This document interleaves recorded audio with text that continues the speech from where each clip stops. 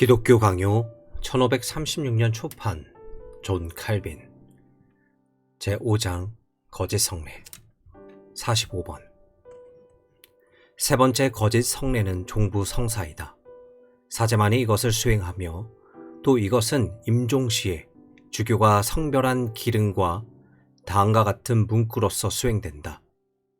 이 거룩한 도유를 통하여 그대가 보고 듣고 냄새 맡고 만지거나 맛보면 하나님께서 그 풍성한 자비로서 그대가 지은 모든 죄를 용서하실지니라. 그들은 종부 성사가 때가 잘 맞으면 죄를 사하고 육신의 병을 낫게 하는 두 능력이 있다고 상상하고 때가 맞지 않으면 영혼은 구원한다고 한다. 더욱이 그들은 이 제도가 야고보에 의해서 제정되었다고 한다. 야고보의 말은 이러하다. 너희 중에 병든 자가 있느냐? 그는 교회 장로들을 청할 것이요 그들은 주의 이름으로 기름을 바르며 그를 위하여 기도할지니라. 혹시 죄를 범하였을지라도 사하심을 받으리라. 야고보서 5장 14절에서 15절. 이 도유는 우리가 위에서 안수에 대해 설명한 것과 같은 것이다. 즉 그것은 하나의 연극에 불과하며 이유도 없고 유익도 없이 그저 사도들을 본따려는 것이었다.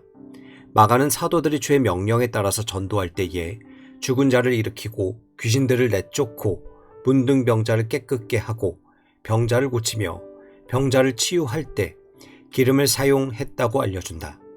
그는 그들이 많은 병자에게 기름을 발라 고치더라고 말한다. 야고보는 장로들 청해서 병자에게 기름을 발라주라고 자신이 명했던 것과 이것을 관련지었다. 이런 의식 이면에 달리 깊은 신비가 있는 것은 아니라는 것은 주님과 사도들 모두가 이 외형적인 면에서 얼마나 자유롭게 행동했는가를 아는 사람들은 쉽사리 알 수 있을 것이다. 주께서 소경의 눈을 뜨게 하려 하셨을 때 침을 진흙에 이겨 바르셨고 어떤 소경은 직접 만지셔서 고치셨고 또 어떤 소경들은 말씀만으로 고치셨다. 같은 방식으로 사도들은 말만으로 어떤 병을 치료하거나 어떤 병은 만져서 고치거나 또는 기름을 발라서 치유했다. 그러나 다른 모든 방법들처럼 이 도유는 무분별하게 하지 않을 것 같다. 내가 이것을 인정한다 해도 도유는 치유의 도구가 아니라 오직 상징일 뿐이었다. 이 상징을 통해서 무지한 사람들이 그런 위대한 능력의 원천을 잘 알아서 그것을 사도들의 공로로 여기지 않도록 하기 위함이었다. 기름이 성령과 그 은사들을 상징한다는 것은 진부한 상식이다. 그렇지만 주께서 당분간만 나타나게 하셨던 다른 이적들처럼 신유의 은사는 새로운 복음 전파가 계속적으로 놀라운 것이 되게 하기 위해 사라졌다. 46번. 그러나 도유가 그 당시의 사도들의 손을 통해 수여되었던 그런 능력을 지닌 성례라고 우리가 충분히 인정한다고 하더라도 지금 그것은 우리와 아무 상관이 없다. 우리는 그러한 능력을 수여하는 권한을 받지 않았기 때문이다. 그리고 그들은 무엇 때문에 성경에 있는 다른 상징들은 다 제쳐두고 유독 이 도유를 성례로 지정하는가? 그들은 왜 실로암 목과 같은 목욕할 곳을 지정해서 일정한 시간에 병자들이 몸을 담글 수 있도록 하지 않는가? 그것은 소용없을 것이라고 그들은 말한다. 사실 도유보다 더 유익하지는 않을 것이다. 바울이 죽은 아이 위에 엎드려서 그를 살렸는데도 왜 그들은 죽은 사람들 위에 엎드려지지 않는가? 침과 흙이 섞인 진흙은 왜 성물이 아닌가? 그러나 다른 예언은 개별적인 것이었고 이것은 야고보가 명한 것이었다고 그들은 말하자면 야고보는 교회가 그러한 하나님의 축복을 누리고 있었던 바로 그때를 대표해서 말했다고 한다. 실로 그들은 지금도 동일한 힘이 그들의 도유에 내포되어 있다고 주장하지만 우리가 경험하는 바는 그와 다르다. 그들이 이렇게도 무모하게 사람들의 영혼을 조롱해 왔는가에 대해 놀라지 말라. 그들은 사람의 영혼이 생명이요 빛인 하나님의 말씀을 빼앗기게 되면 무감각해지고 무분별해지는 것으로 생각한다. 왜냐하면 그들은 신체에 살아있는 감각을 속일 만큼 파렴치하기 때문이다. 그러므로 그들이 신유의 은사를 받았다고 자랑함으로써 스스로 웃음거리가 된다. 주님은 실제로 어느 시대에나 그의 백성들과 함께 계셔서 옛날과 같이 필요할 때마다 그들의 병들을 고쳐주신다. 그러나 그는 사도들의 손을 통하여 주시던 뚜렷한 능력들과 이적들을 나타내시지 않는다. 그러므로 사도들은 기름을 상징으로 해서 그들이 받은 신유의 은사가 그들 자신들의 능력이 아니라 성령의 능력이었다는 것을 올바르고도 명백하게 증거했다. 반면에 이들은 역겹고 무효한 기름을 성령의 능력이라고 하면서 성령을 모독한다. 그것은 마치 성경에서 그렇게 부른다고 해서 모든 기름을 성령의 능력이라고 부르며 성령이 비둘기 형체로 나타났다고 해서 모든 비둘기를 성령이라고 하는 것과 같다. 그러나 이런 문제들은 그들이나 생각하도록 하라. 47번. 지금 우리로서는 그들의 도유식이 하나님께서 제정하신 것도 아니며 어떤 약속도 없으므로 그것은 성례가 아니라는 것은 확실히 인정하면 된다. 사실 우리가 성례에서 하나님께서 제정하신 의식이어야 한다는 것과 하나님의 약속에 근거해야 한다는 이 두 가지 점을 요구할 때 동시에 우리는 그 의식이 정식으로 우리에게 전달되고 그 약속이 적용될 것을 요구한다. 현재 할례를 기독교회의 성례라고 주장하는 사람은 아무도 없다. 하나님께서 이것을 제정하셨고 또 명시된 약속이 있었다고 하더라도 말이다. 그것을 우리에게 명령하시지도 않았고 그와 관련된 약속도 우리에게 주시지 않았기 때문이다.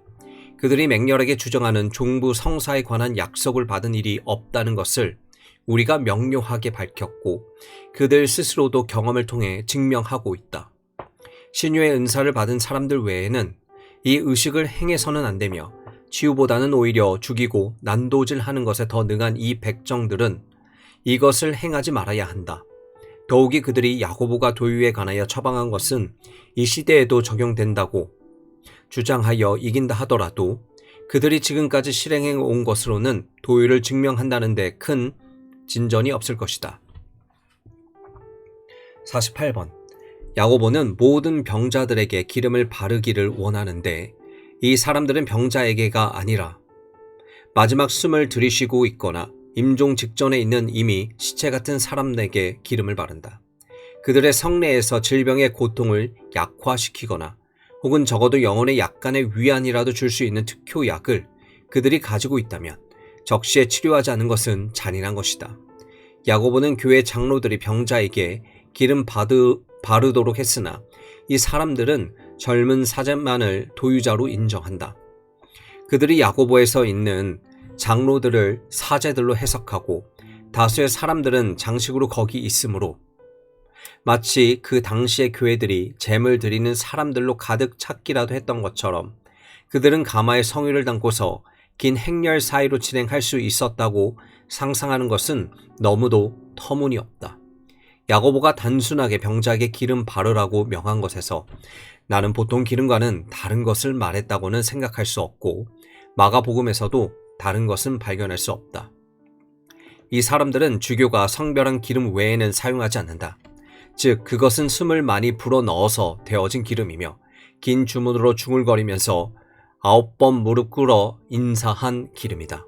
3번은 평안할지어다 거룩한 기름이여 라고 하고 다음 3번에 평안할지어다 거룩한 성유여 라고 하고 그 다음은 3번은 평안할지어다 거룩한 향유여 라고 하는 것이다. 그들은 어디서 이런 푸닥거리를 끌어내었는가? 야고보는 병자에게 기름을 바르고 그를 위해 기도할 때 만약 그가 죄 지었다면 용서받을 것이라고 즉 죄책이 사해지고 형벌을 면하게 될 것이라고 말한다. 그러나 이는 기름 때문에 죄가 씻긴다는 뜻이 아니라 고통 중에 있는 형제를 하나님께 위탁하는 신자들의 기도가 헛되지 않을 것이라는 의미이다. 이 사람들은 그들의 신성한 즉 가증한 도유를 통하여 죄가 사해진다고 사악스럽게 거짓말한다. 야고보의 말을 제멋대로 악용하였던 그들이 얼마나 좋은 유익을 얻었는지 보라. D. 성직의 계급 신품 성사 49번. 신품 성사는 그들의 목록에서 넷째 자리를 차지하지만 그것은 자연스럽게 7 성사를 번식시켜 놓을 만큼 다산적이다. 그러나 그들이 7 성사가 있다고 주장하면서 막상 헤아리면 13가지 계산하게 된다는 것은 아주 우스운 일이다. 또 그들은 이 모두가 한 사제직을 지향하며 이에 이르는 단계들이며 한 성례를 형성한다고 주장할 수 없다. 그리고 그들은 간단하고 명확하게 7가지라고 선언하고 있는 때에 왜 우리는 뭔가 의심스러운 듯이 이에 대해 논의하는가? 그리고 그들은 7가지 신품 또는 성직 계급의 이름을 붙여놓았다. 이 7은 수문품, 강경품, 구마품, 시종품, 차부제품, 부제품, 사제품이다. 정말 그들은 이 7서품이 성령의 7가지 은사에 해당된다고 말하며 이 직위들의 옳은 자들은 성령의 은사를 반드시 받는다고 한다. 그러나 이 은사는 그들이 승진할 때마다 증대되고 더욱 후하게 쌓인다고 한다. 50. 숫자 자체는 성경을 왜곡 해석함으로써 정해진 것이다. 왜냐하면 이사야는 실제로 6가지 이상은 언급하지 않았는데도 그들은 성령의 7가지 능력에 대해서 이사야서에서 읽었다고 생각하기 때문이다. 그리고 선지자는 6가지 모두를 그 논쟁에 국한시키려 하지 않았다. 성령은 다른 데서는 생물의 영, 성결의 영, 양자의 영이라고 부르고 또 이사야서에서는 지혜와 총명, 모략과 재능, 지식과 여호와를 경외하는 영이라고 한다. 그러나 좀 더 총명한 자들은 소위 승리한 교회의 모습을 본따서 7이 아닌 9 신품을 만든다. 그리고 그들 사이에는 충돌이 있는데 그것은 어떤 사람들은 성직자의 체발을 첫 계급으로 하고 주교직을 최하로 간주하며 다른 사람들은 서품에서 체발식은 제외시키고 대주교를 포함시켰기 때문이다. 이시도룩스는 다르게 구분한다. 그는 성가대원과 강경사를 구분해서 성가대원은 성가 부르고 강경사는 신자들의 교육을 위해서 성경을 낭독한다고 한다. 그리고 교회법에는 이 구분대로 되어 있다. 이렇게 다양한 것들 중에서 그들은 우리가 어느 것을 따르거나 또는 피하기를 바라는가? 우리도 7 신품이 있다고 말해야 하는가? 스콜라 학파의 대가는 그렇게 가르치고 있지만 가장 유식한 학자들은 다른 방식으로 결정한다. 그러나 역시 그들도 서로 일치하지 못한다.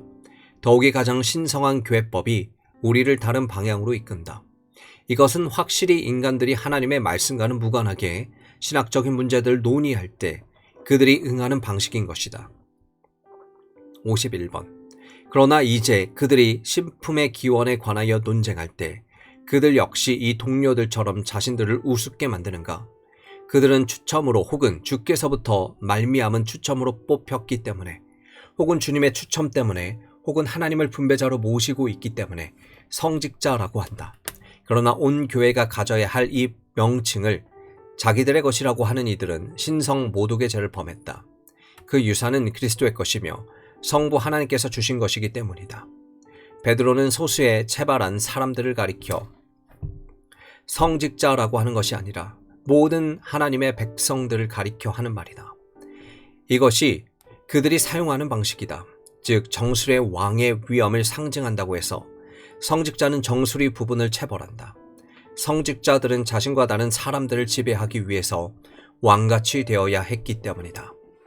베드로는 신자들에 대해 너희는 택하신 족속이요 왕같은 제사장들이요 거룩한 나라요 그의 소유가 된 백성이니 라고 말한다. 나는 여기서 다시 그들이 거짓말한다고 밝힌다. 베드로는 온 교회에 대하여 말하고 있지만 이 사람들은 이 말을 소수의 사람들에게 짜맞춘다. 마치 그들에게만 거룩하라 라고 한 것 같이 그들만이 그리스도의 피로 속량받은 듯이 또 그들만이 그리스도로 말미암아 왕국과 제사장이 된 것 같이 그러면 그들은 또 다른 이유들을 제시한다. 즉 정수리를 드러내 놓은 것은 마음을 죽게 보여서 수건을 벗은 얼굴로 하나님의 영광을 들여다보기 위하여 혹은 입과 눈으로 범한 과실들을 끊어버려야 한다고 그들에게 가르치기 위한 것이라고 한다. 또 채밭은 세속적인 것들을 물리침을 의미한다고 하지만 정수리 밑에 남아있는 머리카락은 그들의 생활을 유지하기 위해서 보존하는 좋은 것들을 의미한다고 한다. 모든 것을 상징으로 표시하는 이유는 확실히 그들에게 성소 휘장이 아직 찢어지지 않았기 때문이다. 그리고 나서 그들은 정수리로서 이러한 것들을 상징했으므로 자기들의 직책들을 잘 이행했다고 자인하지만 실제로는 아무것도 이행하지 않고 있다. 그들은 언제까지 이런 속임수와 사기로서 우리를 조롱하려는 것인가? 성직자들은 머리카락 좀 자른 것으로써 자신들의 풍성한 세속적 유익을 내버리고 하나님의 영광을 바라보며 눈과 귀의 정욕을 죽였다는 것을 표시한다. 이보다 더 탐욕스럽고 우둔하고 정욕적인 사람들이 또 있는가? 어째서 그들은 가식적이고 거짓된 표시들로서 거룩의 외형은 꾸미면서 참된 거룩은 나타나지 않는가? 더구나 그들이 성직자의 채밭은 나실린들로부터 비롯되었고 유래되었다고 말하면서 그들의 예전들은 유대의식에서 생겨났거나 혹은 아니면 유대교에 불과하다는 주장과 다름없지 않은가? 그러나 브리스길라와 아굴라와 바울도 서원을 하고 정결을 위해 머리를 깎았다고 그들이 덧붙여 말한다면 스스로 지독한 무식을 폭로하는 것이 되고 만다. 왜냐하면 브리스길라에 대한 기록은 아무데도 없으며 아굴라의 경우도 불확실하기 때문이다. 그 채밭은 바울과 아굴라 어느 편에도 관련시킬 수 있기 때문이다. 여하튼 그들이 주장하는 대로 바울의 예를 드는 묵인하지 않아야 하며 순진한 독자들은 바울이 결코 무슨 성결을 위해 채발한 것이 아니라 단지 더 약한 형제들 돕기 위해서 그렇게 했다는 사실에 주목해야 한다. 나는 보통 이런 서원을 경건의 서원이 아닌 사랑의 서원이라고 부른다. 즉 하나님께 대한 일종의 경배로서 했던 것이 아니라 그가 유대인에 대해서는 유대인과 같이 되었다는 동등으로 말한 것과 같이 연약한 사람들의 무지를 너그럽게 처리하기 위한 것이었다. 그러나 그는 유대인들에게 자신을 맞추기 위해 잠시 동안만 그렇게 했던 것이다. 이 사람들이 무의미하게도 나시린의 성결식을 모방하고자 노력한다면 이는 또 다른 유대교를 만들어내는 것이 아니고 무엇인가? 이런 종교적인 가책 때문에 성직자들에게 머리를 기르지 못하게 하고 공처럼 깎으라는 교서가 작성된 것이다. 모든 남자의 단정한 모습에 대해 가르친 사도가 마치 성직자의 공 같은 깎은 머리에 관심이 있기라도 했던 것처럼 말이다. 52번. 이로부터 독자들은 그 외 다른 신품들이 어떠한 것이며 어떤 것이 이것들과 같이 발생되었는지 판단해보자. 그러나 그들은 이루 말할 수 없이 어리석어서 각각의 신품에서 그리스도를 자기들의 동료로 만들어버린다. 무엇보다 그들은 그리스도께서 노끈으로 만든 채찍으로 성전에서 매매하는 자들을 내쫓으셨을 때 그는 문지기의 직분에 충실하셨다고 말한다. 그리고 내가 양의 문이라 하고 말씀하셨을 때는 자신을 문지기로 지칭하신 것이라고 한다. 그가 회당에서 이사야서를 읽으셨을 때는 강경사의 기능을 해내셨다고 한다. 그가 귀먹고 어눌한 자의 혀와 귀에 침을 갖다 대어 그 사람의 청력을 회복시켜 주셨을 때는 구미사의 직책을 행하셨다고 한다. 나를 따르는 자는 어둠에 다니지 아니하리라 라고 말씀하심으로써 자신의 시종임을 입증하셨다고 한다. 그가 수건을 두르고 제자들의 발을 씻기셨을 때는 차부제의 직책을 수행하셨다고 한다. 만찬에서 사도들에게 살과 피를 나누어 주셨을 때는 부제 역할을 하셨다고 한다. 십자가상에서 성부께 자신을 희생 제물로 드렸을 때는 사제의 직책을 완수하셨다고 한다. 이와 같은 말들은 웃지 않고는 들을 수 없으며 이것들은 쓴 자들이 인간 일진데 웃지도 않고 썼다니 믿어지지 않는다. 그러나 그들의 교활함은 시종이란 칭호를 이론적으로 설명할 때 더욱 현저히 나타난다. 왜냐하면 헬라인들도 아코르도스란 말을 단순히 하인으로 해석하는데 이들은 이 칭호를 어느 나라 어느 언어에서도 전혀 들어볼 수 없는 작은 양초를 가진 사람이라는 마술용어로 부르기 때문이다. 53번. 그러나 내가 이 견해들을 진지하게 반박하는데 지체한다면 나 또한 정말로 웃음거리가 될 것이다. 이것들은 아주 쓸모없고 터무니없기 때문이다. 그럼에도 불구하고 단순히 여지들조차도 이런 말에 속지 않도록 하기 위해서는 잠시나마 그 허구성을 폭로하고 넘어가야 한다. 그들은 강경사와 성가대원, 수문사, 그리고 시종들을 휘황찬란하게 만들어내서 그들이 지명한 소년들과 아니면 적어도 그들이 평신도라고 부르는 자들에게 이 임무들을 맡겼다. 이 일로써 자신의 생계를 꾸려가는 파산한 평신도들이나 소년이 아니면 누가 그렇게 자주 촛불을 켜고 제단의 병에 포도주와 물을 붓겠는가? 이런 사람들이 노래하고 있지 않은가? 이런 사람들이 교회 문들을 열고 닫지 않는가? 교회에서 직분을 수행하고 있는 시종이나 수문사를 본 사람이 있는가? 오히려 소년 때에 시종의 역할을 했던 사람이 시종사의 계급을 들게 되면 그가 시작할 때 받았던 일을 중단해버린다. 그래서 그들은 직함을 취하고 나면 직무 자체를 고의적으로 저버리는 경향이 있는 것 같다. 보라, 왜 그들이 성례로서 성별되고 성령을 받아야 한다고 주장하는지 알 수가 없다. 정작은 아무것도 하지 않기 위해서인 것이다. 만약 그들이 임무를 저버리고 태만히 하는 것은 시대가 잘못된 탓이라고 핑계한다면 그와 동시에 그들은 오늘날 성직들이 그들이 굉장하게 지켜 세우는 교회에서는 아무런 유익이나 이득이 없으며 또 그들의 전체는 저주로 가득 찼다고 고백해야 한다. 왜냐하면 시종으로 성별되지 않고서는 만질 수도 없는 촛대들과 제단의 병들을 소년들이나 범속한 사람들이 다루고 있기 때문이며 또 오직 봉헌된 입만이 불러야 하는 성가를 소년들에게 맡겨버렸기 때문이다. 그러나 그들은 어떤 목적으로 구마사를 성별하는가? 나는 유대인들에게 구마사가 있었다고 들었고 그들은 귀신을 쫓아내었다고 해서 그렇게 불려진 것으로 안다. 이에 대해 들은 사람은 이 가짜 구마사들이 마땅히 해야 할 이 직무를 한 번이라도 실행해 보여줬다고 들어본 적이 있는가? 그들은 정신병자와 초심자들과 귀신 들린 자들에게 안수하는 능력이 있다고 주장하지만 마귀들은 그들이 이런 능력을 받았다는 말에 설득되지 않는다. 왜냐하면 마귀들은 이들의 명령에 굴복하지 않을 뿐더러 도리어 마술쟁이들에게 명령하기 때문이다. 당신은 그들 중에서 악한 영의 지도를 받지 않는 사람은 10분의 1도 제대로 발견하지 못할 것이다.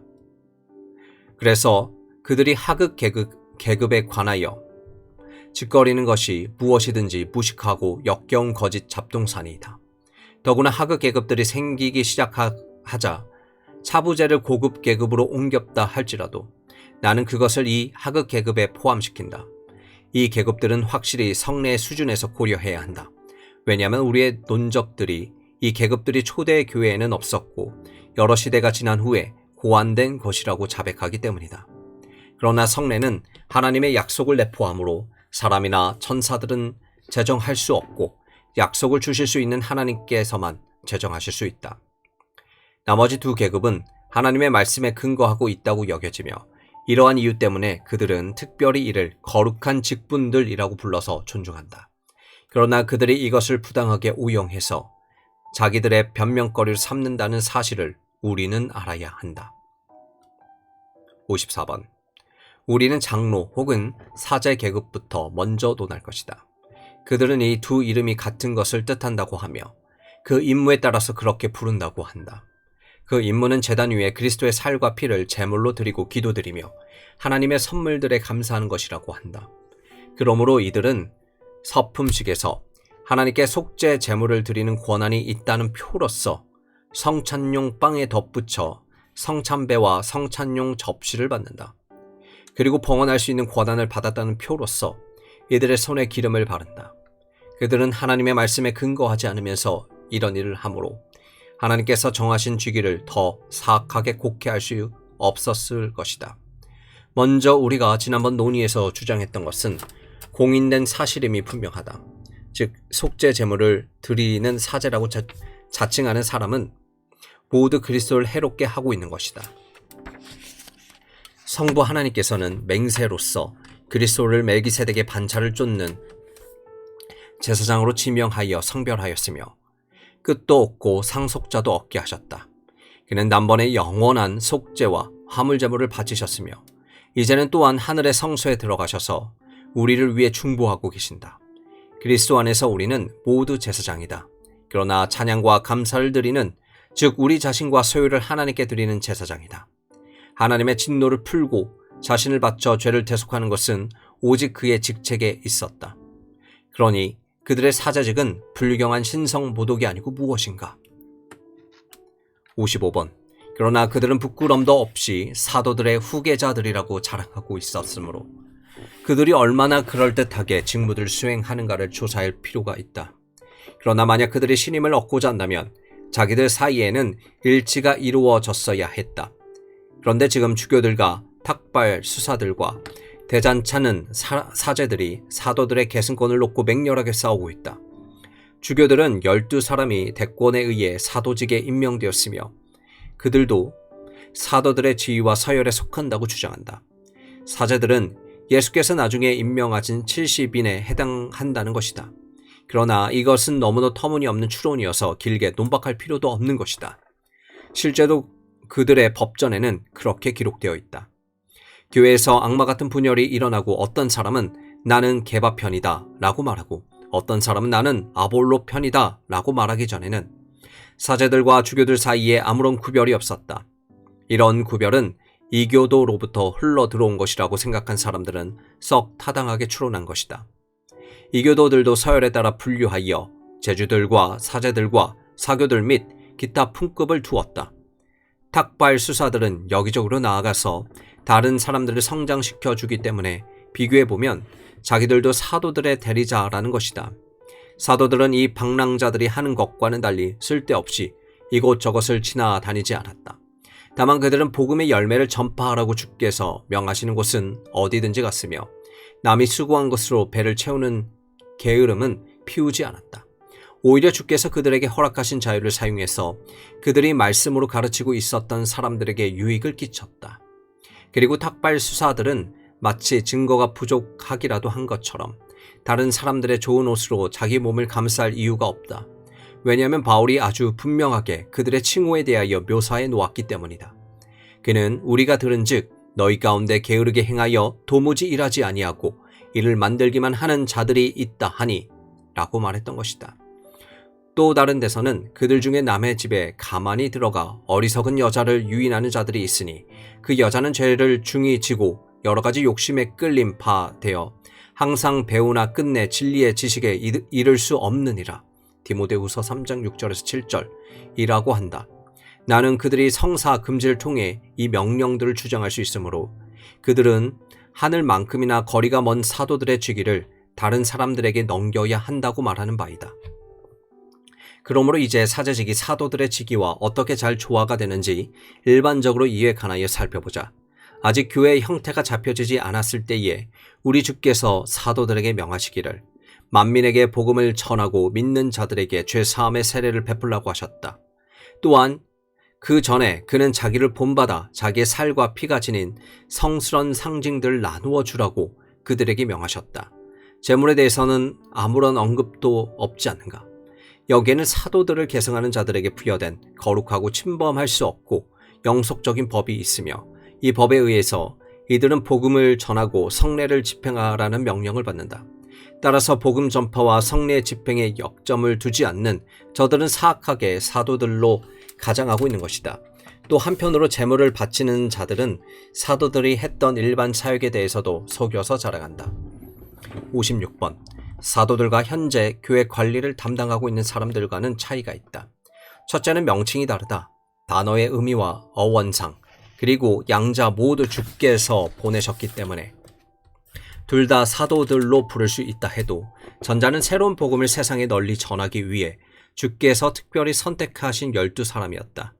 그리고 주께서는 그들이 사도들이라고 특별하게 불려지기를 원하셨다. 왜냐하면 아직 들어보지 못한 새로운 것을 전하는 사람들이 사명에 대해 확실히 자각하는 것은 대단히 중요하기 때문이었다. 후자는 오히려 사제들이나 주교들이라고 일컫는 것이다. 둘째로는 직위가 다르다. 말씀과 성례를 섬기는 것은 양자가 다 하는 것이라 해도 그 12사람은 일정한 제한 없이 여러 지역에서 복음을 전파하라는 명령을 받았고 후자는 지역교회를 맡게 된 것이었다. 그러나 여기서 한 교회를 담당하는 사람이 다른 교회들을 도와도 된다는 것을 부인하는 것은 아니다. 왜냐하면 모종의 방해로 인하여 그가 출석지 못했거나 결석했을 때 그는 문서를 통해서 보지 못하는 사람들을 가르칠 수 있기 때문이다. 그러나 교회가 평안하기 위해서는 이 직급은 꼭 있어야 한다. 즉 모두가 한꺼번에 소란을 피우지 않도록 하기 위하여 또 모두가 혼란에 빠지거나 과제도 없고 목적도 없이 일시에 달려가거나 성급하게 한 장소에 모여들어서 마음대로 자기 교회를 저버리지 않도록 하기 위하여 각각 임무가 배당된 것이었다. 바울도 이것을 구분지으면서 디도에게 다음과 같이 쓰고 있다. 내가 너를 그레데에게 남겨둔 이유는 남은 일을 정리하고 내가 명한 대로 각 성에 장로들 세우게 하려 함이니 누가도 사도행전에서 똑같은 것을 보여주는데 그것은 바울이 에베소 교회 장로들에게 다음과 같이 말하는 것을 언급했을 때이다. 여러분은 자기를 위하여 또는 온 양떼를 위하여 상가라는 성령이 그들 가운데 여러분을 감독자로 삼고 하나님이 자기 피로 사신 교회를 보살피게 하셨느니라. 그래서 바울은 골로새 교회에 아키포 감독을 상기하며 또 다른 데서는 빌립보 교회 감독들을 상기하기도 한다. 57번. 이러한 문제들을 적절히 고려했다면 이제 우리는 장로의 직분을, 즉 장로의 자격이 무엇인가 혹은 아니면 그 직분의 특성이 무엇인가를 정의해 볼 수 있다. 그 소임은 복음을 전파하고 성례를 집행하는 것이나 나는 여기서 장로들이 올바른 행실면에서 얼마나 월등해야 하며 이들이 개인으로서 서로에 대해 어떻게 행동해야 하는가의 문제에 대해서 생략하겠다. 왜냐하면 지금 우리의 의도는 훌륭한 목사의 자질들을 전부 언급하는 것이 아니고 단지 목사라고 지칭하는 자들이 고백해야 하는 것을 지적하는 것이기 때문이다. 감독은 말씀과 성례 사역에 부름받은 사람이며 신실한 믿음으로 자신의 직분을 감당해야 하는 사람이다. 나는 감독들과 장로들을 별도로 구분하지 않고 교회 사역자들이라고 일컫는다. 직분은 바로 소명 자체인 것이다. 58번. 이제는 소명의 의미를 설명할 차례이다. 그것은 우리가 알고 있어야 하는 두 가지로 구성되어 있다. 즉 누가 감독들이나 장로들을 임명하여 또 그들의 장립식 때 어떤 예전이나 의식으로 하는가이다.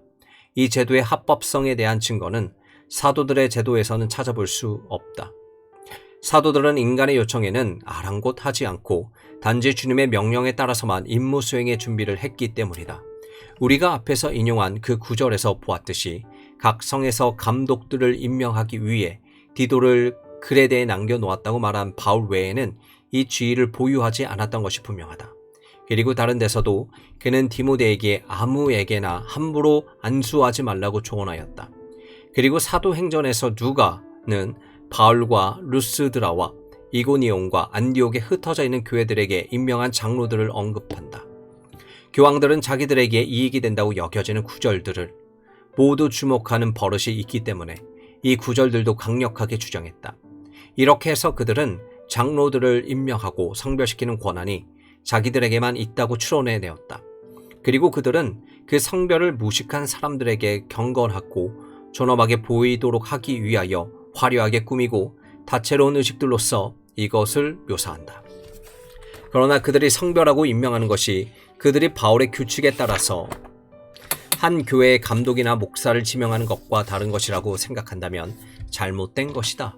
만약 그렇다면 그들은 패역하게도 바울이 한 말들을 그들의 상상대로 곡해하고 있다는 것이다. 그리고 분명히 그들은 훨씬 다른 것을 하고 있다. 왜냐하면 그들은 감독직이 아닌 제사장을 임명하기 때문이다. 그래서 그들은 자기들이 말하는 대로 교회 사역을 하기로 되어 있었던 것이다. 그러나 그들의 교회 사역은 말씀의 사역과는 다르다고 생각하는가? 그들이 보잘것없는 자기들의 사제를 교회 사역자라고 하면서 얼마나 불러댔는지 내가 안다. 그러나 정신병자라도 이 말은 믿지 않는다. 사실은 성경의 진리가 그들을 굴복시킨다. 성경은 하나님의 말씀의 포고자 외에는 다른 사역자가 없다고 한다.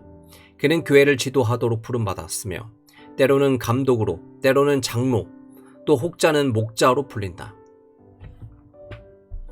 59번.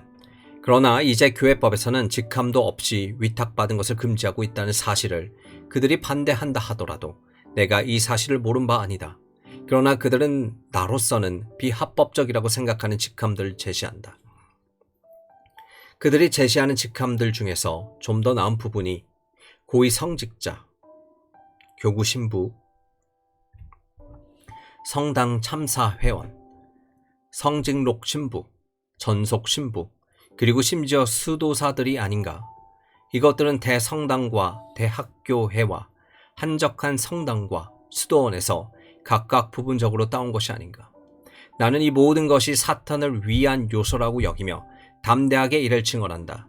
저 서품 받은 자들은 모두 그리스도를 제물로 바치지 않는가. 요컨대 그들은 제물에 대한 것 외에는 아무도 임명하지 않는다. 그것도 하나님께 바치는 것이 아니라 마귀에게 바친다. 그러나 참된 유일한 임명은 생활과 가르침이 입증된 사람을 교회의 지도 체제에 불러들여서 그 사역을 하도록 명하는 것이다. 바울이 말한 것들은 이러한 의미에서 이해해야 한다. 즉, 구절들이 의미하는 임명을 위한 예식이, 의식이 어떠하든지 그것은 소명 자체를 동반한다. 그러나 의식에 관하여는 나중에 적당한 데서 말할 것이다. 60번. 지금은 교회 사역자들 누가 임명하는가, 즉 누가 불러들이는가라는 당면 문제를 직접 다뤄보자. 그러면 무엇이라고 하는가? 현재 최고의 가격으로 시행되고 있는 것처럼 바울도 디모데와 디도에게 성직 임명권을 주었던가? 전혀 그렇지 않다. 그러나 바울이 그 두 사람 각각에게 당시에 있던 지방교회들을 설립하고 모으라고 명했을 때 그는 디모데에게는 교회가 폐기되지 않도록 하라고 촉구했고, 디도에게는 책망할 것이 없는 사람 외에는 수락하지 말라고 경고했던 것이다. 바울과 바나바는 현재 일부 대주교들이 하는 것처럼 교회들이 재산을 주지 않았던가? 결코 그렇지 않다. 더욱이 나는 그들 모두가 교회 동의 없이 그들에게 좋게 보이는 사람들을 결정해서 교회에 강요했다고 평가하는 것이 아니라 교회와 의견을 나누고 난 뒤 올바른 신조와 흠없는 생활을 견지하고 있다고 생각하는 형제들을 그 직위에 임명했다고 평가한다. 그리고 교회가 사역자를 선출하기 전에 선택을 위해 심사숙고할 때에 교회가 더럽혀지지 않고 보존되기를 그들이 바란다면 생활의 경건성이나 신조의 결백성이 탁월한 이웃에 사는 감독 한두를 초청해서 그들과 함께 어떤 사람이 적격인지를 의논할 필요가 있다. 감독을 결정하는데 전 교회가 모여서 할 것인가? 아니면 책임을 진 몇 사람들의 투표로 할 것인가? 혹은 행정관의 결정에 따를 것인가 하는 문제는 한정법으로 결정할 수 없다. 그러나 협의는 시대적 상황과 사람들의 관습에 따라서 채택할 수 있다. 카프리아누스는 모든 사람이 참여하는 선출만이 합당하다고 강력하게 주장한다. 역사를 보면 그 당시에 많은 지역에서 이 관례가 널리 유포되었음이 확실하다. 61번. 그러나 많은 지도자들이 만장일치하여 어떤 문제를 해결할 수 있는 경우는 드물므로 또 불확실한 다수는 상반되는 관심사에 따라 나누어지는 것이 일반적인 사실이기 때문에 나로서는 건전한 신앙과 청렴으로 존경받는 감독 몇 사람을 항상 고문 자격으로 대동한 가운데 행정장관이나 평의원이나 원로들이 이 선택의 소임을 수행하는 것이 낫다고 여겨진다. 그러나 중심의 경건함을 간직한 제후들이나 자유도시들이 긴급한 사정에 따라서 이 방법을 취할 수 있으면 더 좋다. 확실히 고위 성직자들은 그들의 권한인 성직 임명권, 추천권, 선출권, 임명권, 그리고 기타 포악한 권력을 사용해서 건전한 임명을 철저하게 부패시켰다. 그러나 그들은 시대가 타락했기 때문에, 즉 감독을 뽑는 데 있어서 사람들과 행정장관들 사이에는 올바르고 건전한 판단보다는 앙심과 당파심이 더 작용하기 때문에 이 문제의 결정권은 몇몇의 최고 감독들에게 위임해야 한다고 말한다. 물론 이것은 가망 없는 상황에서 극단적 악을 치유하기 위한 구제책이었다. 그러나 치료약이 질병 자체보다 더 치명적인 것으로 나타났는데도 이 새로운 악은 왜 다시 치유하지 않은 것인가? 63번. 그러나 교회법에는 감독들이 교회를 파멸로 이끌 만큼 권력을 남용하지 말라는 경고가 아주 명료하게 표현되어 있다. 진실을 말하자면 그럼에도 불구하고 교회법 자체는 건전한 규율을 절도 있게 지키라는 경고라기보다는 오히려 세상의 전면적인 파괴를 위해 불붙여진 나무 토막이다. 그러나 이 문제는 넘어가겠다. 그래도 이 교회법들은 나에게 무엇을 쑤셔 넣는다. 그것은 교회법이 시종 그 저자들을 즐겁게 해주었어도 그 저자들마저 교회법들을 비웃을 뿐이라는 것이다. 그러나 옛날에 일반 신자들이 감독을 뽑기 위해 모였을 때 그들은 자기를 위해 제정된 법이 하나님의 말씀에서 비롯되었다는 것을 알았기 때문에 최고의 거룩한 법들에 의해 그들이 묶여 있다고 생각하는 것을 우리가 의심할 수 있는가? 정말인지 신자들은 다 셀 수도 없는 수만 가지의 소소한 교회법들보다 단 한 줄의 하나님의 말씀을 훨씬 더 소중히 여겼던 것이 당연하다. 그럼에도 불구하고 교회법은 아주 천박한 정열에 의해 부패되었으며 법학이나 형평법에 대한 배려도 없이 작성된 것이다. 그래서 현재 최상의 법률들이 작성되었다 할지라도 이 법률들은 기록물 속에 파묻혀버리고 만다. 반면에 공공도덕은 거의 독점적으로 이발사, 요리사, 노새몰이, 사생아, 그리고 쓰레기 같은 사람들이 교회의 목자들로 만들어졌다는 사실을 묵과해 주었다. 나는 과장하고 있는 것이 아니다. 감동직은 뚜쟁이 노릇과 간통주선에 대한 보답품이다. 왜냐하면 감독직이 사냥꾼들에게 주어지는 때는 일들이 썩 잘 되었다는 것을 상상할 수 있기 때문이다. 이런 엄청난 무례가 교회법에 의해서 아전인수격으로 옹호되고 있다. 내가 말했듯이 사람들은 한때 하나님의 말씀으로 규정된, 즉 감독은 책망할 것이 없고 가르치기를 잘하며 다투지 아니하며 탐욕이 없어야 한다는 등의 우수한 교회법을 가지고 있었다. 그런데 어째서 사역자를 선출하는 책임이 일반 신자들에게서 이 관리자들에게로 전가되었는가? 사람들이 법석 떨고 파당짓는 와중에서 하나님의 말씀에는 유의하지 않았기 때문이다. 그리고 모든 법률을 위반했을 뿐 아니라 수치심은 아예 없이 마구잡이로 이기적이며 야심에 가득 차서 인간의 산물과 하나님의 것을 뒤섞고 혼돈하는 감독들은 왜 현재 그것을 원상태로 옮기지 않는가? 자기 양무리는 하나도 돌보지 않으며 적의 전리품을 탈취하듯 교회 재산을 점거했으며 소송의 수단을 써서 그것을 획득했으며 돈 주고 샀으며 비열하게 알랑거려서 얻었으며 제대로 종알거릴 수 없는 어린아이들처럼 삼촌들이나 친척들로부터 일종의 유산으로서 그것을 받았던 자들은 교회의 목자들이라고 부르는 것을 듣고도 참을 수 있는가? 이들과 마찬가지로 타락하고 불법적인 평신도들의 방종도 이 정도까지 간 적이 있었던가? 우리 시대에 이런 교회의 면모를 사심없는 눈으로 주시할 수 있는 사람들이 교회를 회복할 수 있는데도 그것을 등한히 하고 모든 잔악상을 간과한다면 그들은 잔인하고 사악한 사람들인 것이다. 64번. 이제 장로들의 임명에서 2차적인 것, 즉 그들의 장례식 때 어떤 의식을 치러야 하는지에 관해서 고찰해보자. 복음을 전파하라고 사도를 파송하셨을 때 주께서 그들에게 숨을 내쉬셨다. 이 상징을 통하여 그는 그들에게 주신 성령의 능력을 표현해 보이셨다. 이 소환 좋은 사람들은 이 취임법을 존속시켜서 마치 자기들의 목에서 성령을 불어내는 것처럼 그들이 만들어내는 젊은 사제들에게 성령을 받으라고 중얼거린다. 그들이 터무니없이 위조하지 않는 것은 하나도 없다. 나는 나름대로 이유와 뜻이 있는 몸짓을 하는 배우들을 두고 하는 말이 아니라 무엇이든지 구별하지 않고 마구 흉내내는 원숭이 같은 이들을 말하는 것이다. 우리는 주님이 보이신 모범을 보존하고 있다. 그러나 주께서 하신 일 중에서 많은 것은 우리에게 본받으라는 뜻으로 하신 것이 아니다. 주께서는 제자들에게 성령을 받으라고 말씀하셨다. 또 나사로에게 나사로야 나오라고 말씀하셨다. 중풍병자에게는 일어나 걸어가라고 하셨다. 그들은 왜 죽은 사람들과 중풍병자들에게는 이 같은 말을 하지 않는가? 주께서는 사도들에게 숨을 내쉬셔서 그들을 성령의 은사로 가득 채워주심으로써 자신의 신적 능력을 증거해 보이셨다.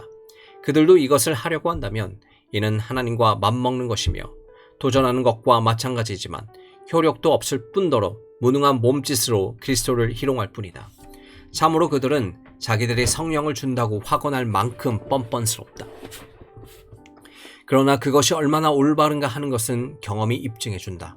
사제로 성별된 사람들은 모두 말이었다가 나귀로 변하고 바보였다가 미친 광이로 변한다는 것을 경험적으로 여실히 알 수 있다. 그럼에도 불구하고 내가 그들과 싸우고자 하는 것은 이 문제가 아니다. 단지 의식 자체를 반대하는 것이다. 그리스도께서는 특별한 이적의 상징으로서 그렇게 하신 것이므로 본받아서 그대로 하는 것이 아니었다. 그리스도를 따른다는 구실은 결코 그들의 주장에 대한 정당한 변호가 될 수 없다. 끝으로 그들은 누구에게서 도율법을 배웠는가? 그들은 이 사제직의 군원인 아론의 아들들에게서 그것을 물려받았다고 대답한다. 그들은 참 끊임없이 해당되지도 않는 선례를 가지고 변명하기를 잘해서 그들이 경솔하게 사용하는 것이 자기들의 고안에 낸 것이라 고백하지는 않는다. 그러나 그들이 아론의 아들들의 계승자라고 자칭한다면 그들은 그리스도의 제사장직을 침범하고 있음을 깨닫지 못한다는 말이 된다. 왜냐하면 고대의 모든 제사장직은 오직 그리스도의 제사장직을 예시하고 예표했기 때문이다. 그러므로 우리가 이미 여러 번 말했고 또 주석을 볼 필요도 없이 히브리서 자체가 증거하듯이 그리스도 안에 모두 제사장직이 포함되었고 완성되었으며 그 안에서 폐지되었다. 그러나 만약 그들이 모세의 의식법을 그렇게 좋아한다면 왜 수수와 송아지와 어린 양을 제물로 바치지 않는가? 실로 그들은 고대 장막과 전체 유대교적 예배 중에서 상당 부분을 고수하고 있지만 송아지나 수소 제물을 바치지 않는 것이 그들 종교의 결점이다. 이 도유식을 행하는 것이 할례를 행하는 것보다 훨씬 더 위험하다는 것을 누가 깨닫지 못하겠는가? 특히 행위와 가치에 대한 바리새적 관점이나 미신을 첨가할 때 더욱 위험하다. 유대인들은 의의 보증에 대한 근거를 할례에 두었고 이 사람들은 도유식에 영적 은사가 있다고 한다. 이것은 참으로 씻을 수 없는 특성을 새기는 거룩한 기름, 이것이 하나님을 기쁘시게 한다면 이라는 것이다. 마치 기름이 먼지나 소금으로 또는 비누로 씻겨지지 않기라도 하는 것처럼. 그러나 그 특성은 영적인 것이라고 그들은 우리에게 말한다. 기름이 영혼과 무슨 관계가 있는가? 그들은 자기들이 흉내낸 아우구스티누스의 말을 잊었는가? 물에서 말씀을 제거한다면 그것은 단지 물일 뿐이다. 그러나 물을 성령으로 만든다는 것은 말씀이다. 그들은 어떤 말씀을 기름에 덧붙여 내볼 것인가? 모세는 아론의 아들들에게 기름을 바르라는 명령을 받았다고 할 것인가? 그뿐 아니라 모세는 또 아론을 장식할 속옷과 에봇과 관과 거룩한 관에 대해서 그리고 아론의 아들들이 입을 관에 대해서 명령을 받았다. 그는 수송아지를 죽여 그 기름을 불사르는 것에 대해서, 수양을 죽여 불사르는 것에 대해서, 다른 순양의 피로 그들의 깃뿌리와 옷을 성별하는 것에 대해서, 그리고 무수한 다른 의식들에 관해서도 명령을 받았다. 그들은 이런 것들을 간과하면서 어떻게 기름 바르는 것만을 좋아하는지 참 놀랍다. 그러나 그들이 뿌림받기를 원한다면 왜 필요하지 않고 기름으로 뿌림받는가? 확실히 그들은 교묘한 일을 하려고 한다. 즉 기독교와 유대교와 이교를 한데 묶어서 한 종교를 만들려고 하는 것이다. 그러므로 그들이 바르는 기름은 소금인 하나님의 말씀을 결여하고 있기 때문에 악취가 난다. 65번. 남은 것은 안수레인데 이것은 사도들이 항상 어떤 사람에게 교회 사역을 맡길 때 시행했던 것이 분명하다. 이런 식으로 바울은 디모데가 감독으로 장립받을 때 장로회가 그에게 한 안수를 안수식이라고 칭했던 것이다.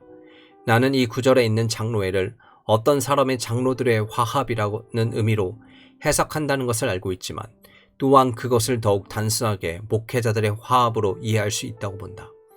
내가 판단하건대 이 의식은 히브리인들이 축복받고 신성해지기를 원하는 것에 안수함으로써 하나님께 드렸던 이 관습에서 유래되었다. 야곱이 에브라임과 므낫세를 축복하려고 그들의 머리에 손을 얹었던 그런 종류였다. 유대인들은 이런 의미로 율법의 지시에 따라 그들의 제물에 안수했다고 나는 생각한다. 따라서 사도들도 그들이 안수하고 있는 그 사람을 하나님께 드린다는 것을 이 안수로서 나타내었다. 그런데 무엇이라고 하는가? 사도들은 율법의 그림자를 추구하고 있었다는 말인가? 전혀 그렇지 않다. 그러나 그들이 안수법을 사용함으로써 아무런 미신적 의미가 없는 이 상징을 채택했음을 보여주었다. 왜냐하면 그들은 성령이 주께로부터 오셔서 임하시기를 위하여 기도해주고 있는 사람에게 안수했으며 성령께서는 그들로부터 오시는 것이 아니라 하늘에서 강림하신다는 것을 가르치기 위하여 성령을 이러한 상징으로서 나타냈기 때문이다. 요컨대 그것은 그들을 위하여 성령의 은사를 간청하고자 했던 사람들을 주께 의탁한다는 것을 의미하는 상징이었다. 그것은 주를 기쁘시게 했으므로 그들의 사역을 통해 은사를 나누어 주셨던 것이다. 그러나 그것이 어떠했던지 간에 완전히 그것을 성례로 여겼던가? 사도들이 무릎을 꿇고 기도했으므로 사람들이 무릎 꿇으면 그것이 성례가 될 것인가? 제자들이 동쪽을 향해 기도했다고 말한다면 우리도 동쪽을 보며 성례가 되어야 할 것이다. 바울은 사람들이 각 처에서 거룩한 손을 들기도 원하고 있다. 이것은 거룩한 사람들이 종종 손을 들고 기도했다는 사실을 상기시켜 주는데 그렇다면 팔을 뻗치는 것 또한 성례가 되어야 할 것이다. 결국 성인들의 몸짓은 모두 성례가 될 판이다. 일단 싸움은 접어두고 나는 우리가 이 예식을 어떤 용도로는 사용하지 말아야 하는가에 대해 간략하게 살펴보고자 한다. 만약 우리가 사도들이 했던 그대로 성령의 은사를 수여하기 위한 목적으로 안수법을 사용한다면 어리석은 행위를 하는 것이다. 왜냐하면 이 신비는 주께서 우리에게 위탁하신 것도 아니요 그가 상징으로서 제정하신 것도 아니기 때문이다. 그러나 교황과 그의 총신들은 부단히 이 토를 굴린다. 우리가 그들의 견진례를 다룰 때 충분히 논의했듯이 마치 그들은 그런 표징으로 자기들의 성령을 수여한다고 믿기라도 하는 것 같다. 그러나 만약 주교로 세움받은 사람이 교회가 보는 중앙에 서서 이 직분에 관한 설명을 들으며 기도받고 장로들의 손으로 안수받으며 교회는 공증 기도로서 그를 하나님께 위탁한다고 한다면 온전한 사람은 그런 안수에 찬성에 맞지 않을 것이다. 66번.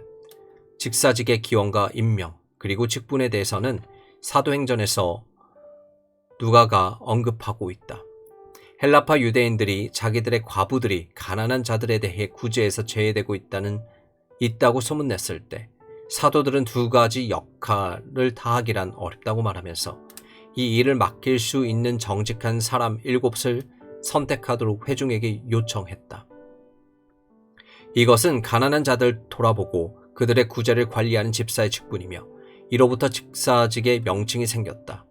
그래서 그들을 대행자라고 부르기도 하는 것이다. 그 다음에 누가는 집사의 제도에 관한 설명을 덧붙였다. 사도들이 보는 앞에서 회중들이 뽑고 세운 자들에게 사도들은 기도하고 안수했다고 그는 말한다. 오늘날 교회가 이런 집사들을 가지기를 또 이런 예식, 즉 안수로서 그들을 임명하기로 원한다. 이 점에 관해서 우리는 충분하리만큼 말했다. 바울도 집사직에 대해 말하면서 바라기를 집사들은 단정하고 일구이연하지 않고 술에 임박이지 않고 더러운 이익을 탐하지 않고 믿음이 견고하며 한 아내의 남편이여 자녀와 자기 집을 잘 다스리는 자들여야 한다고 했다. 이 사람들이 고안해낸 부제들과 이 집사직은 비슷한 데가 있는가? 나는 지금 사람들 자체에 관하여 말하고 있는 것이 아니라 우리의 논적들이 그들의 교리에 있다고 내보이는 바로 이 사람들에 대한 증거를 사도시대의 교회가 집사로 임명한 사람들에게서 찾는 것은 비열한 짓이라고 주장하려는 것이다. 그들이 말하는 부제의 직책이란 사도들을 도우며 성례 때 필요한 모든 일, 즉 세례와 성유와 성방과 성배 일을 집행하며 예물을 가져다가 성단에 놓으며 성찬상을 준비해서 덮으며 십자가를 들고 신자들에게 복음서와 서신들을 읽어 들려주는 일을 하는 것이라고 한다. 여기에 집사의 참된 사역에 대한 말은 한마디라도 있는가? 이제 그들은 임명하는 절차를 알아보면 부제를 임명할 때는 주교만이 그에게 안수한다. 즉 주교는 영대, 즉 피임명자의 왼쪽 어깨에 법의를 얹혀서 그가 주의 가벼운 멍에를 받았다는 사실을 깨닫도록 한다. 이렇게 함으로써 그는 자기의 왼쪽 편에 속한 것들을 하나님을 경외하는 일에 바치게 된다. 주교는 복음서를 그에게 주어 그 복음의 선포자임을 자각하도록 한다. 이 모든 것이 집사직과 무슨 상관이 있는가? 가톨릭 교회는 사람들을 뽑아놓고는 결국 향을 피우고 성상의 먼지를 털며 교회를 청소하고 쥐를 잡고 개를 쫓는 일만 시키면서 마치 이들을 사도들로 임명한 것처럼 행동한다. 누가 이런 사람들을 사도라고 부르며 그리스도의 사도들과 감히 비교하는 것을 용납할 수 있겠는가? 그러므로 이후로 그들은 실속 없이 허례로 임명했을 뿐인 이 사람들을 집사들이라고 속이지 말아야 한다. 그들은 심지어 이 사람들을 레이족이라고 부르며 레이 아들들은 이들의 근원과 시조로 삼는다. 그들이 레이족의 의식과 모세 율법의 그림자에게 복귀하고 있다고 하곤 한다면 나는 바로 이것이 그리스도를 부인하는 것이라고 생각한다. 67번. 이제 신품 성사에 대해 어떻게 생각해야 하는가의 문제를 한번 정립해보자. 위에서 이미 설명했으므로 더 길게 되풀이할 필요는 없다. 온건하고 배우기를 잘하는가? 사람들에게 이것으로 충분할 것이다. 즉 의식이 말씀과 결부되어 있지 않은 곳에는, 아니 오히려 말씀이 의식에서 발견되지 않는 곳에는 하나님의 성례도 없다. 이런 의식에는 명확한 약속은 한 구절도 찾아볼 수 없으므로 말씀을 확인하기 위해서 의식을 조사해보는 것은 무익하다. 다시 말해서 하나님께서 지정하신 의식에 대해서는 찾을 수 없는 것이다. 그러므로 어떤 성례도 있을 수 없다.